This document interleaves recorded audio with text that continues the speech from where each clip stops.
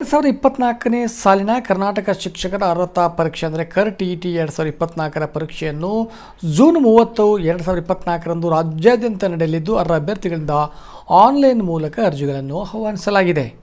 ಶಾಲಾ ಶಿಕ್ಷಣ ಇಲಾಖೆಯ ಅಧಿಕೃತ ವೆಬ್ಸೈಟ್ ಆಗಿರತಕ್ಕಂಥ schooleducation.karnataka.gov.in ನಲ್ಲಿ ಅಧಿಸೂಚನೆಯನ್ನು ಪ್ರಕಟಿಸಲಾಗಿದೆ. ಅಭ್ಯರ್ಥಿಗಳು ಅಧಿಸೂಚನೆ ಮತ್ತು ಅಭ್ಯರ್ಥಿಗಳಿಗೆ ನೀಡಲಾಗಿರತಕ್ಕಂಥ ಸೂಚನೆಗಳನ್ನು ತಪ್ಪದೆ ಓದಿ ಅರ್ಥೈಸಿಕೊಂಡು ಅರ್ಜಿಯನ್ನು ಕ್ರಮಬದ್ಧವಾಗಿ ಭರ್ತಿ ಮಾಡಿ ಸಲ್ಲಿಸುವುದು.